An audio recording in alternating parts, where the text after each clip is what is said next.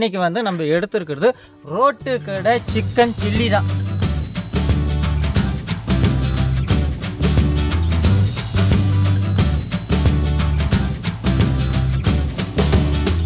கல்லு வண்டி கடையாக தள்ளிட்டு போகலாம் போல இருக்குது.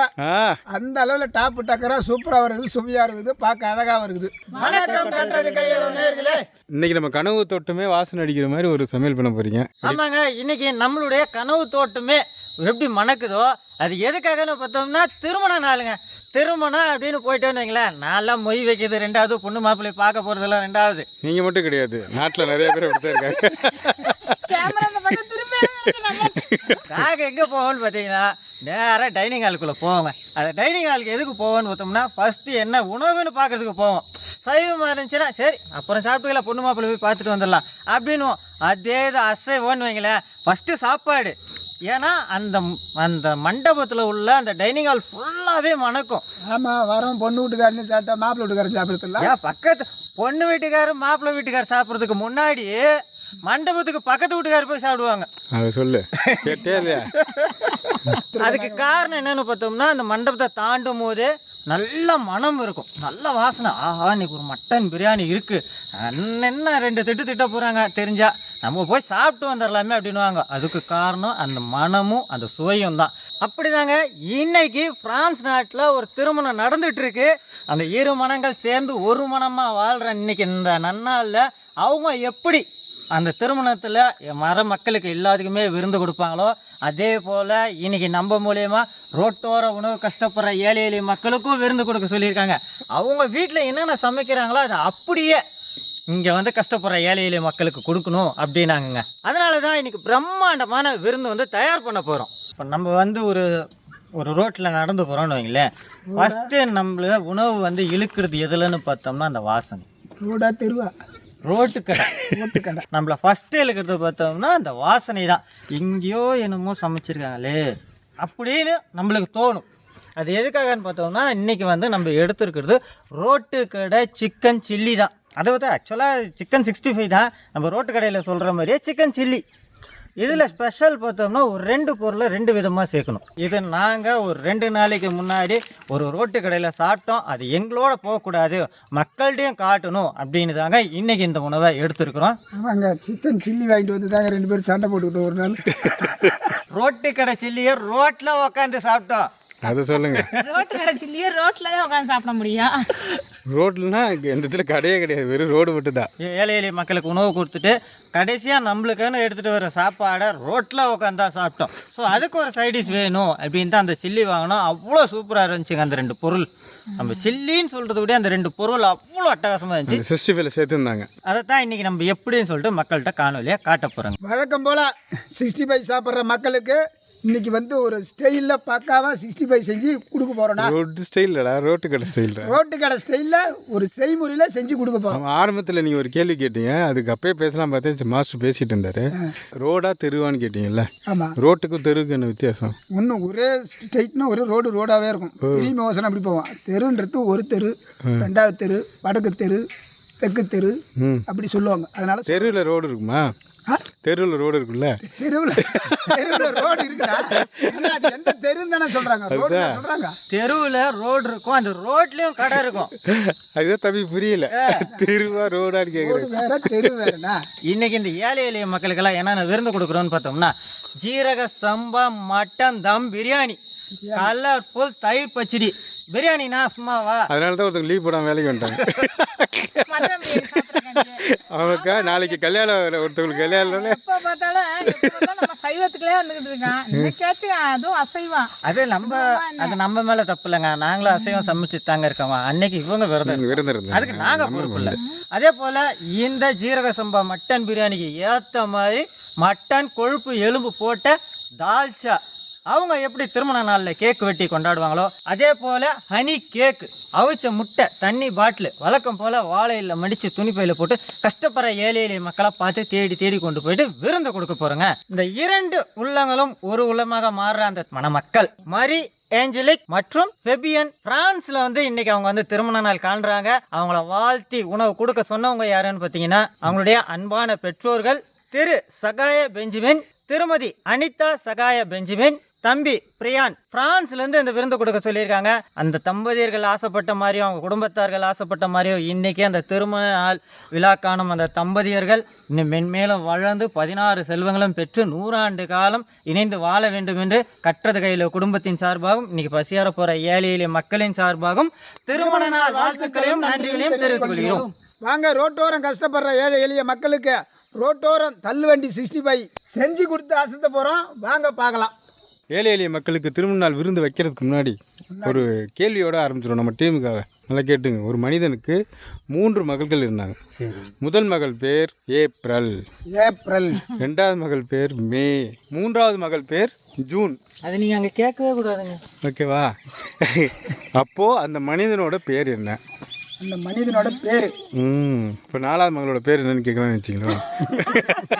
3 மாதத்துக்கு ஏப்ரல் மே ஜூன் வருஷம் ஆச்சு. அப்போ அப்பா வேற பேர் என்ன? அப்பா பேர் என்ன? ஜனவரியா? ஏ மஞ்சு. மஞ்சுவா? ஆமாங்க. ஏன் மே வருதுல்ல? ஆமாக்கா, நீங்கள் வந்து இங்கிலீஷில் மாக்கும் MA தான் எழுதுவீங்க. மஞ்சுவா? ஆமாங்க. அந்த மனிதனோட பேர் மஞ்சா? மஞ்சு அது லேடிஸ் பேர் இல்லை, மனிதன் தானுங்க. ஆமாம், அதாவது எதுக்காக சொல்கிறேன்னு பார்த்தீங்கன்னா அந்த ஏப்ரலுக்கு ஏ எடுத்துக்கோங்க. ஓ, 3 எடுத்து வச்சிருக்காங்க. அதை ஏ எடுத்துக்கோங்க. ஏ வந்து இன்ஷியலாக வச்சுக்கோங்க. மேக்கு MA வரும். அது மேக்கும் போட்டுக்கலாம், மாக்கும் போட்டுக்கலாம். ஏன்னா நம்ம சமையல் ஜூனுக்கு வந்துச்சு. இல்லை, சமையல் போகலாம்.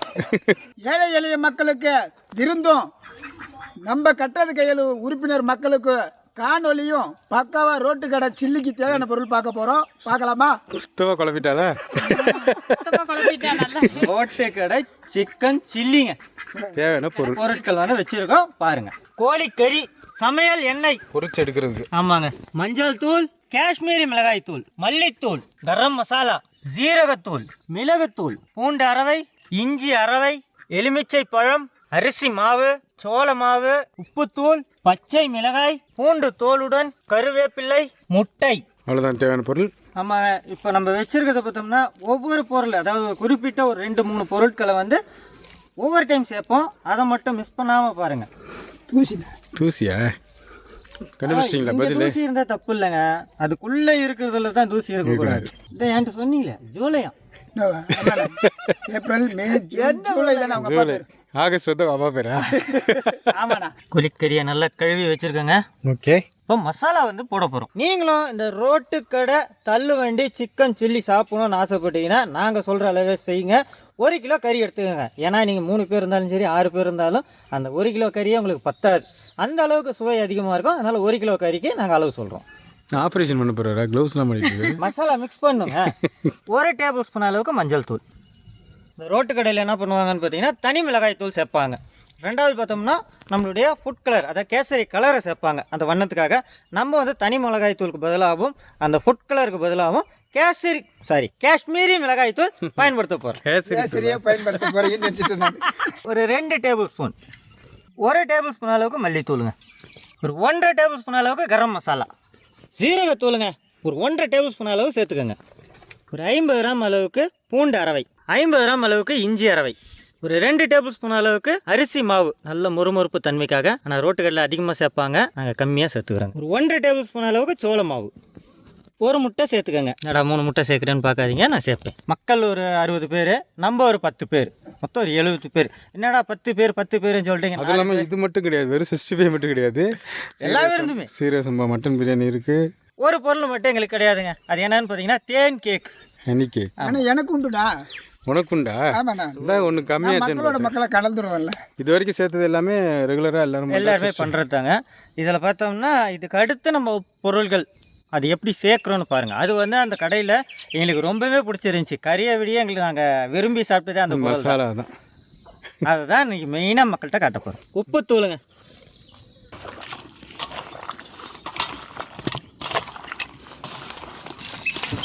இப்போவே அந்த ஜீரகத்தூள் மனம் சூப்பராக வருது. அடுத்து பார்த்தோம்னா எலுமிச்சை சாறு வச்சுருக்கோங்க. நம்ம வழக்கம் போல் பண்ணாமல் இந்த மாதிரி மசாலாலாம் போட்டு மிக்ஸ் பண்ண பின்னாடி எப்படி நம்ம தண்ணி தெளிப்போமோ அதே போல் எலுமிச்சை சாறு சேர்த்துட்டு தேவைப்பட்டால் தண்ணி சேர்த்துக்கலாம். 1 கிலோவுக்கு ஒரு அரை எலுமிச்சை பழம் சேர்த்துக்குங்க. மக்கள் சேர்த்துக்கோங்க. நாங்கள் அதிகமாக சேர்க்குறோம். என்னடா நீங்கள் ஒரு பழம் சேர்த்திங்கன்னா லைட்டாக உப்பு போட்டு சால்ட்டு போட்டு குடிச்சிருங்க. இப்போ தெரியுதுங்களா எதுக்காக தண்ணி அப்போ சேர்க்கல எலுமிச்சம்பழம் அப்போ சேர்க்கலன்ட்டு? கரெக்டாக டைட்டாக இருக்குல்ல? இந்த மாதிரி டைட்டாக இருக்கணும். இன்னொன்று பார்த்தோம்னா இப்போ நம்ம வந்து இந்த அரிசி மாவும் சோள மாவும் அளவாக சேர்த்துருக்கோம். கடையில் என்ன பண்ணுவாங்கன்னா நம்ம சேர்த்தது மாதிரியே 2 மடங்கு அதிகமாக சேர்ப்பாங்க. காரணம் என்னென்னா 2 விஷயம். ஒன்று வெயிட்டு, இன்னொன்று சைஸ் பார்க்கறதுக்கு பெருசாக இருக்கும். இன்னொன்று பார்த்தோம்னா கடையில் வந்து அரை வேக்காட்டில் போட்டு அந்த எண்ணெயோடு எடுத்து வைப்பாங்க. அதுக்கு காரணம்னு பார்த்தீங்கன்னாலும் அந்த வெயிட்டு தான். ஸோ அதே அந்த மாதிரி இல்லாமல் நம்ம டேரெக்டாக நல்லா ஊற வச்சு ஃபுல்லாக பொரிச்சு எடுக்க போகிறோம். ரோட்டுக்கடை சில்லி சிக்கனுக்கு மசாலா போட்டு பக்காவாக ஒரு 1/2 மணி நேரம் ஊறணும். நம்ம தண்ணியில் ஒரு விளையாண்டு வரலாமா? கேட்ட கேள்விக்கு பதில் வரல, அதுக்குள்ளே தண்ணிக்கு போயிட்டீங்களா? இல்லைடா, கல்யாணனாலே பொண்ணு மாப்பிள்ளைக்கு ஆட்டம் பாட்டம் கொண்டாட்டம் வரத்துக்கு இருந்து பொண்ணு மாப்பிள்ளை காதெல்லாம் உண்டாகி போகுது. அதை சொல்லு. வர்றவங்களுக்கு தான் கொண்டாட்டம், பொண்ணு மாப்பிள்ளைக்கு திண்டாட்டம். இப்போ இதை பற்றி உங்களுக்கு தெரியும்.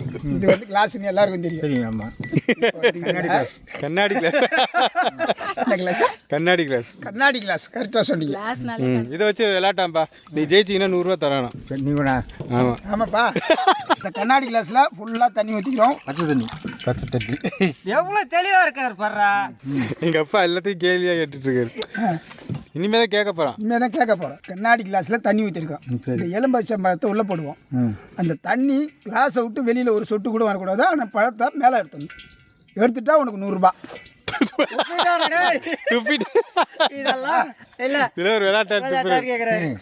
தண்ணி கம்மியாக இருக்கா? ஊற்றிக்கலாம். என்ன அந்த பக்கம் ஏதோ டிஸ்கஷன் காதில் ஓதுறாரு. ஒரு பொருள் எடுக்க அமைச்சிருக்கேங்க.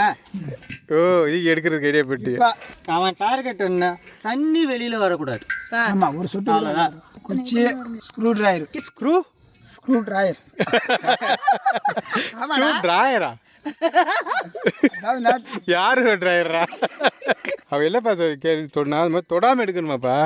கைவிடாது. பழத்துல தொடவே கூடாதா? இப்போ எப்படி எடுக்கிறது? அதான் எடுக்கிறேன். யோசிச்சுட்டு அந்த மாதிரி போறா இருக்கு. பழத்தை எடுக்கணும் வெளியில், தண்ணி சிந்தக்கூடாது. ஆமாப்பா.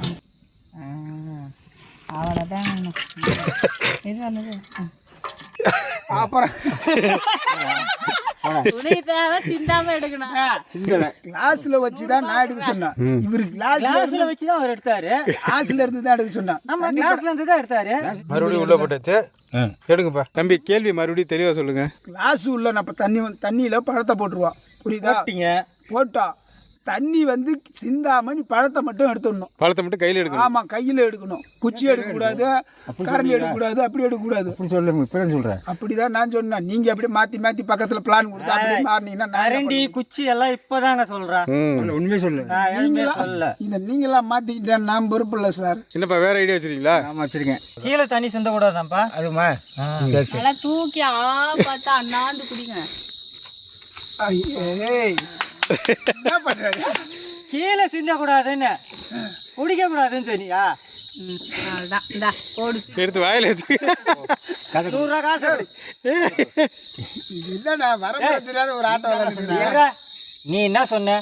தண்ணி கீழே கொட்டக்கூடாதுன்னா. ஆமா, ஆனா கையில தொட்டு எலுமிச்சம் பழம் எடுக்கலாம். கையில பழம் எடுக்கலான்ட்டு அவர் வாயால் எடுக்கிறாரா? அவருக்கு வாயால் தானே எடுத்தாரு. பண்ணிக்காம இது சொன்னேன், இது வாஸ்தவம். இப்ப தம்பி வந்து எடுத்துக்காட்டுவார் எப்படி எடுக்கணும். என்ன இவர் விரல உள்ள விடுறாரு? தண்ணி கீழே சொட்டிதான் பாப்பா. நீ அதிகமா எடுக்க முடியாது. அது நான் பொறுப்பு இல்ல. நீ எப்படி ஊத்தின? அவரு வந்து திருப்பிலால குத்தி எடுத்துட்டு வர்றதுக்காக நான் ஊத்தினேன். அவருக்கே தள்ளி ஊத்தல இல்ல. கொஞ்சம் அளவு தண்ணி கம்மியா இருக்கு. வேற ஒண்ணும் விட்டு சுத்தனா மேல வந்துருக்காது. கொஞ்சமா இருக்கு. அங்க பாருங்க எவ்வளவு தூரம் தண்ணி வச்சிருக்கான் பாருங்க. அவருக்கு இந்த அளவுக்கு தண்ணி வச்சா சரி. இப்பயும் அதான் சொல்றான். ரூல்ஸ் மாத்திட்டீங்க. சரி பண்ணுங்க. தண்ணி வைக்கிறேன் நீ. சரி பண்ணுங்க. எப்படி பண்றீங்க பாப்போம். இதை நீ சொல்லவே இல்லை. கை படாம தானே சொன்னான். தண்ணி சிந்தாம தண்ணி வெளியில சிந்த கூடாதுன்னு தான் நான் சொன்னேன். கீழே சிந்தாம. இப்ப நீங்க தான்ப்பா ஜெயிச்சீங்க. ஏன்னா தண்ணி பாத்துங்க.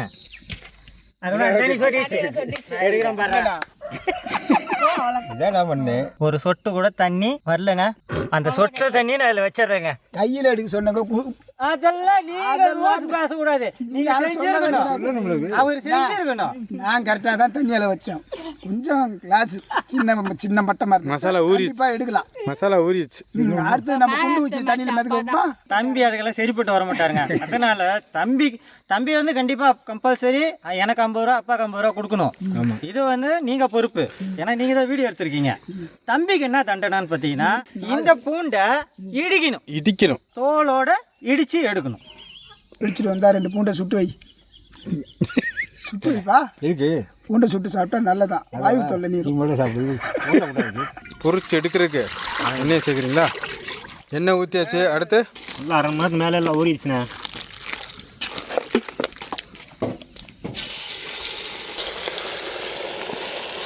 இந்த ஊறினதுனால மசாலா எந்த அளவுக்கு டைட்டாக இருக்குது பார்த்தீங்களா? கையை விட்டு பிரியுது இல்லையா?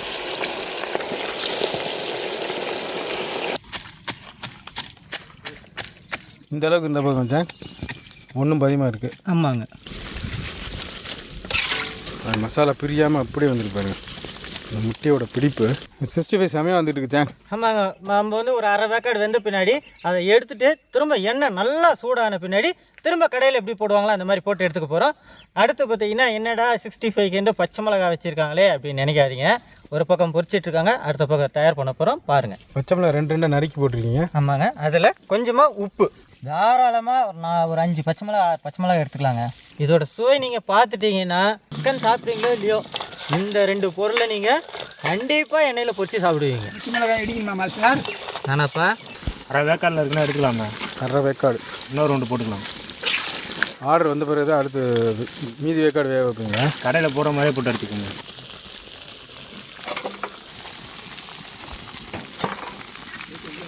இப்போ நம்ம ஃபஸ்ட்டு நல்லா ஒரு 1/2 வேக்காடில் பொரித்து எடுத்துக்கோங்க. எடுத்துகிட்டு திரும்ப அந்த எப்படி அந்த கேஸில் நல்லா ஃபயராக வச்சு எண்ணெய் சூடு பண்ணுவாங்களோ அந்த மாதிரி நம்ம விறக வச்சு நல்லா சூடு பண்ணியிருக்கோம்.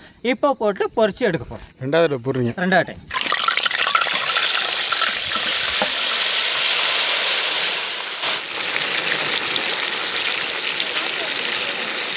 இப்போ பார்த்தோம்னா கறி 3/4 வேக்காட்டில் வெந்துட்டுருக்குங்க. இந்த நேரத்தில் இடித்த பூண்டையும் கீரி உப்பு போட்டு வச்சா பச்சை மிளகாமும் இதிலேயே பொரித்து எடுக்க போகிறோம். இது தாங்க ஹைலைட்டாக எங்களுக்கு தெரியும். ஸ்பெஷல் அதுதான். சிக்கன்லேயே போட்டுருது. ஆமாங்க. நம்ம ஒவ்வொரு செட்டுக்கும் கொஞ்சம் கொஞ்சமாக இது போட்டு பச்சை மிளகாய் இதையும் ஒரு 4-5 மிளகாய் நல்லா ஒரு கொத்து கருவேப்பிலைங்க.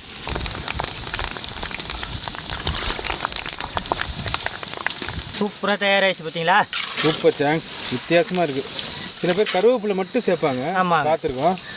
ஆனால் பூண்டு பச்சை மிளகா கருவேப்பிலை எல்லாம் சேர்த்து வித்தியாசமாக எடுத்துட்டீங்க. வணக்கம்ண்ணா. அந்த ரோடே இப்படி தான் மணந்துச்சு. அதனால நாங்கள் தேடி நம்ம கார் போகிற வேகத்தில் நம்மளுக்கு அந்த வாசனை நம்மளுக்கு இழுத்துருச்சுங்க. அவ்வளோ ஸ்பீடாக போகிற கார்லேயும் எங்களுக்கு அந்த வாசனை வந்தோடனையும் அப்படியே நிப்பாட்டி வாங்கி நாங்கள் சாப்பிட்டோம். இது முதல் செட்டா? ஆமாங்க. இன்னும் இவ்வளோ போட வேண்டியது இருக்குது. அது தம்பி பொரிச்சு கொடுத்துட்டே இருக்கட்டுங்க. அடுத்த ப்ராசஸ் நம்ம பார்த்துடலாம். இப்போ இதை வந்து பொரிச்சு தயாராக இருக்குது. இப்போ நீங்கள் வந்து ஒரு 100 கிராம் கேட்குறீங்கன்னா இந்த மாதிரி ரெடியாக பண்ணிவிட்டு இதுக்கு மேலே உங்களுக்கு ஒரு துண்டு பழம் தனியாக கொடுத்துருவாங்க.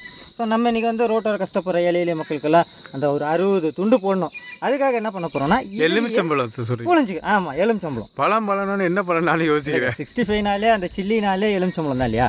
நம்ம அந்த மாதிரி தனியாக கொடுக்காம இதிலே புளிஞ்சு விட்டுற போகிறோம். வீடுக்கு முன்னாடி நான் ஒரு பீஸ் தனியாக எடுத்து பூண்டோட சுவையை பார்த்துட்றேங்க. பூண்டு சுவை பார்த்துங்க. பூண்டு சுவை எடுக்கிறேன்ட்டு பாருங்கள். 65 தூக்குறேன். பூண்டோட சுவை இதில் இறங்கியிருக்குண்ணா. நீங்கள் பூண்டு தனியாக சாப்பிட்டு பாருங்கள். அதுவே நீங்கள் 65 ஈக்குவலாக இருக்கும். அது எலுமிச்சை சாருங்க. இந்த மாதிரி புளிஞ்சி தானே பெப்பர் தூளுங்களான்னு வச்சேன். இந்த மாதிரி லைட்டாக எடுத்து இப்படி தூவி இதை எடுத்து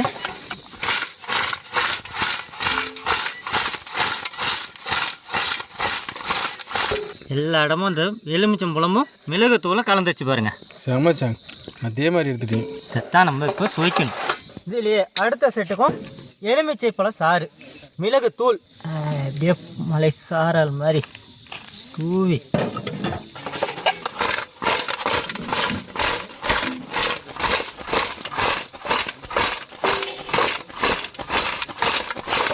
ரோட்டுக்கடை சிக்கன் சில்லி தயார்.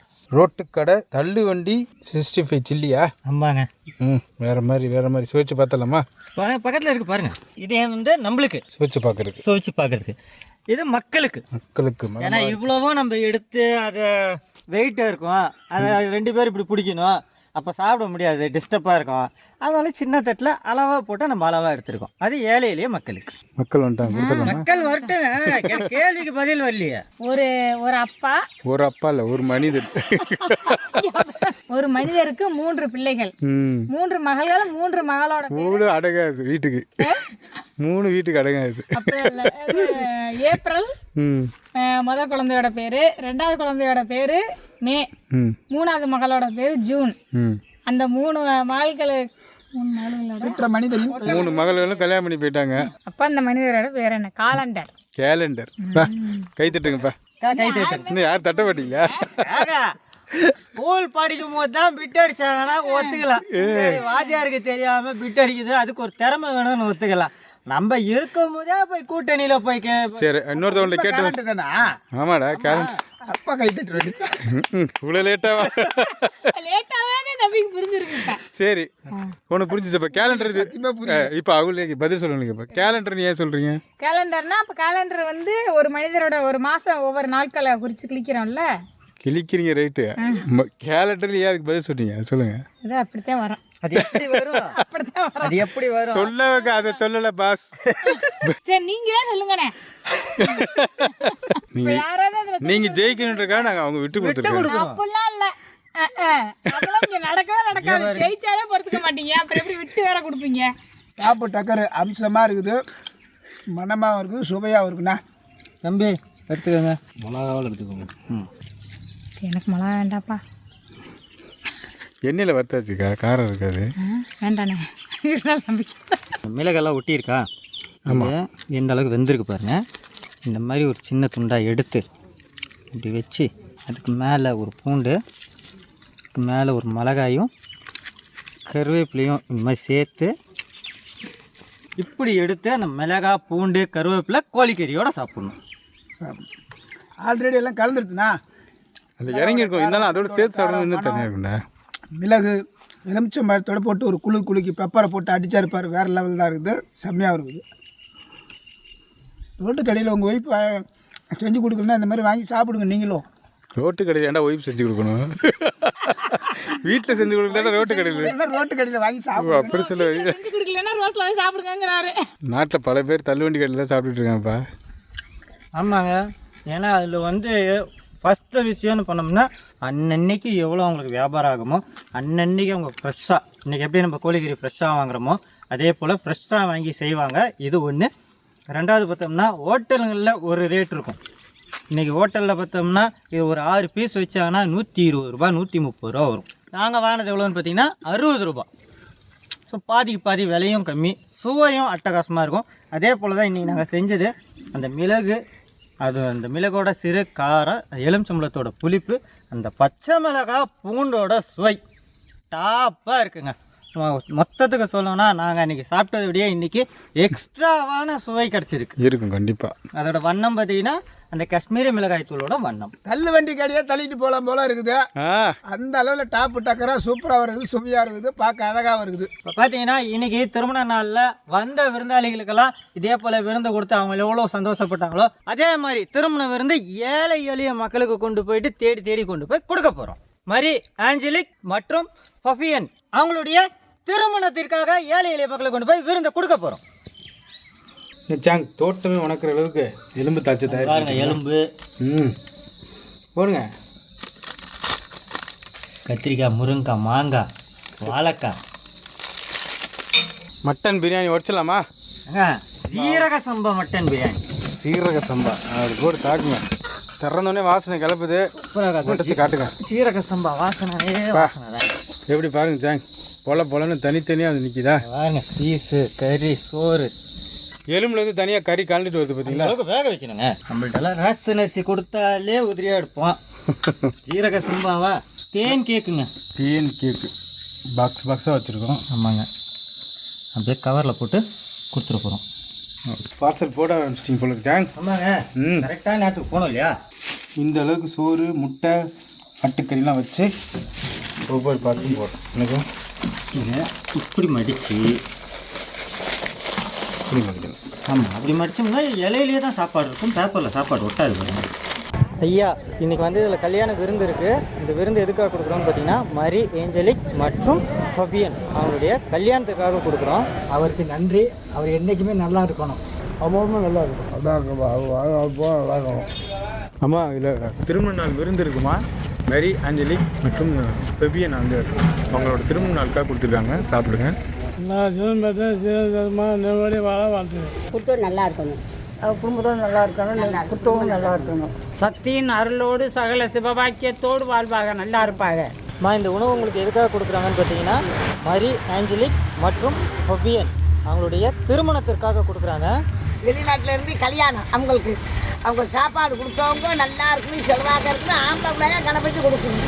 கல்யாணத்துக்கு ஆம்பளை குழந்தைய முத கொடுக்கணும், எங்கள் பேரும் விளங்கணும். 16 பத்து 12 வாழ நல்லா இருக்கணும், 16 இடத்துல ஆம்பளுக்குள்ளே பிறக்கணும். திருமண கால சந்ததிகள் நீண்ட காலம் நீடுடி வாழ பல்லாண்டு வாழ எங்கள் வாழ்க்கை. அவங்க கொடுத்தது ரொம்ப சந்தோஷம். அவங்க 2 பேரும் வாழ்கன்னு அடுத்த பயணம் இதே எல்லைக்கு பேரும் புகழோட சகல பாக்கியத்தோடு வரணும், பேரம் பேட்டிகளோட சகலமும் கிடச்சி வரணும். ஐயா, அதில் அசைவ சாப்பாடு இருக்குது. இந்த விருந்து உங்களுக்கு யார் வைக்கிறாங்கன்னு பார்த்தீங்கன்னா மரி ஏஞ்சலிக் மற்றும் ஃபெபியன் பிரான்ஸ் நாட்டிலேருந்து கொடுத்துருக்காங்க. அவங்களோட திருமண நாளுக்காக கொடுத்துருக்காங்க. சாப்பிட்டுட்டு நான் வாழ்த்து சொல்லுங்கள். பிள்ளையார் அமைப்பால் நன்மை அடைந்து வாழையடி வாழையாக குடும்பமே நல்லா இருந்து அடுத்த பயணம் கொடுக்கும்போது முதல் செல்வங்களோடு கொடுக்கட்டும். வாழ்க வளமுடன். அவங்க கல்யாணம் மாங்கலியே இன்னைக்கு பலமாக இருந்து இன்னைக்கு வாழையடி வாழ உங்கள் வம்சம் வளர்ந்து இதே போல 1000 பேர்த்துக்கு அன்னதானம் கொடுக்குற பாக்கியமும் அந்த பிள்ளையாரும் அவங்க கும்புற கடவுள் இன்னும் அவங்களை இன்னும் மேலே மேலே வளர வைப்பாங்க. 100 ஆண்டு காலம் வாழ்க, என்னைக்கு நோய் நொடி இல்லாமல் நிறைஞ்ச பாக்கியம் வாழணும். திருமணம் நல்லபடியாக 100 வயசுக்கு மேலே நல்லா இருக்கணும். நன்றி. உள்ள பெருங்கோவில் உணவு ஆலயம் திருவாய் கோபுரம் வாய்க்கணும். பார்த்துருப்பீங்க, ரோட்டோரம் கஷ்டப்படுற ஏழை எளிய மக்களுக்கு சிறப்பான முறையில் கல்யாண விருந்து, ஆட்டுக்கறி, கோழிக்கறி, முட்டை, தயிர், பச்சடி.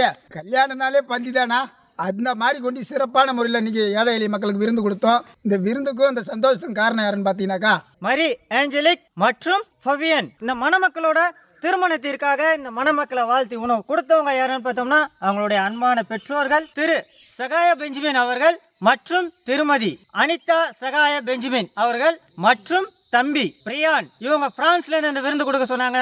அவங்க மட்டும் இன்னைக்கு இந்த திருமணத்தை கொண்டாடாம ஏழை எளிய மக்களோடு சேர்ந்து கொண்டாடின அந்த தம்பதியர்கள் 16 பெற்று பெருவாழ்வு வாழ்ந்து இன்னும் 100 ஆண்டு காலம் நோய் நொடி இல்லாமல் கஷ்டப்படுற ஏழை எளிய மக்களுக்கெல்லாம் மீண்டும் மீண்டும் உதவணும் என்று கட்டுறது கையில் குடும்பத்தின் சார்பாகவும் இன்னைக்கு பசியார்ன ஏழை எளிய மக்களின் சார்பாகவும் திருமண நாள் வாழ்த்துக்களையும் நன்றிகளையும் தெரிவித்துக் கொள்கிறோம். இந்த மாதிரி உதவி மட்டும் இல்லைங்க, நீங்கள் எந்த மாதிரி உதவி செய்யணும்னு நினைச்சாலும் நம்ம சேனலில் ஒரு நம்பரை கான்டாக்ட் பண்ணுங்க. கட்டுறது கையில் சேனலை லைக் பண்ணுங்க, ஷேர் பண்ணுங்க, கமெண்ட் பண்ணுங்க, சப்ஸ்கிரைப் பண்ணுங்க, மறந்துடாம பெல் பட்டனை பிரஸ் பண்ணுங்க. ஃபேஸ்புக்கில் பேஜ் இருக்குது, அந்த பேஜையும் லைக் பண்ணுங்கள், ஷேர் பண்ணுங்கள், ஃபாலோ பண்ணுங்கள். இன்ஸ்டாகிராம்லேயும் பேஜ் இருக்குது, பேஜ்லேயும் கட்டுறது கையில் பாண்டி, அந்த பேஜையும் லைக் பண்ணுங்கள், ஷேர் பண்ணுங்கள், ஃபாலோ பண்ணுங்கள். அடுத்த ஒரு புதிய காணொலியோடு உங்களை வந்து காணும் வரை கட்டுறது கையில் குடும்பம். நன்றி, வணக்கம்.